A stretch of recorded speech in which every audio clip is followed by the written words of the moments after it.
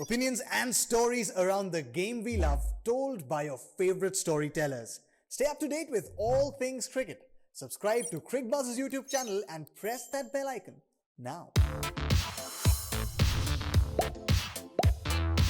If Zimbabwe's fans had one complaint from their team from the first two ODIs, it would have been that the bowlers were putting up resistance, the batters not so much.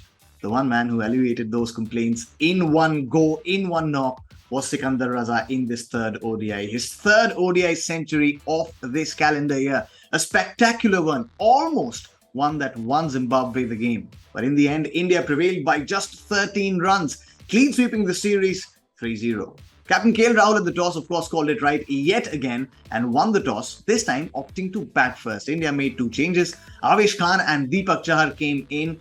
Out went Prasidh Krishna and Mohammad Siraj. Rahul was opening with Shikhar Dhawan, and the two of them gave India a very steady start. It was very cautious as well because in the first 10 overs, Rahul didn't score a single boundary. But then they laid the platform, could not really convert their starts, both Rahul and Shikhar Dhawan. Dhawan scored 40, Rahul scored 30, but what was to follow was going to be really, really special, especially for Shubman Gill.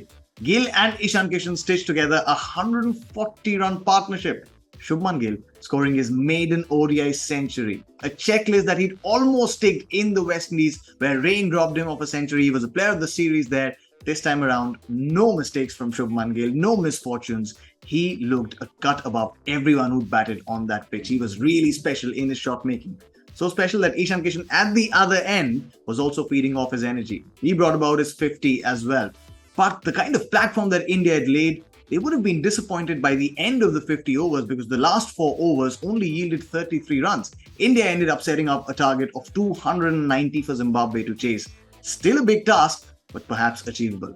Out came Deepak Chahar with the ball and he picked things right where he left them from. His first wicket in his second over, the ball swinging in a literal banana swing. Innocent Kaiya had no answers for that, and Zimbabwe's batting seemed to follow a similar pattern. The wickets were falling very quickly. Sean Williams, of course, did put up a resistance, but at one point, Zimbabwe were 169 for 7, which is when Brad Evans combined his forces with Sikandar Raza. Remember, Evans also picked up 5 wickets with the ball and some big wickets there of Shikhar Dhawan, of Shubman Gill, of Rahul.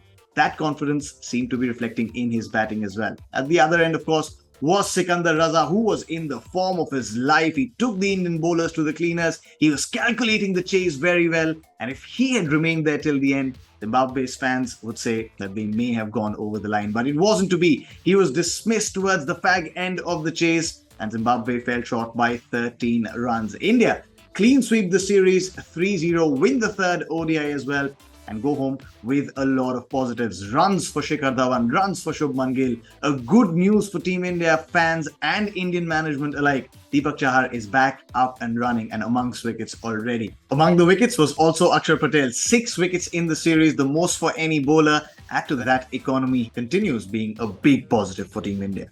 Zimbabwe would take a lot of heart from this third ODI. They'd like to build on this fight, build on the momentum that batters like Sikandar Raza have given them. Their bowling seems to be taking care of itself. So that's that then from this series. Third ODI done and sealed. India clean sweep the series. That's all that we have for you on this update from the match story. For everything else cricket, make sure you stay tuned to Cricbuzz.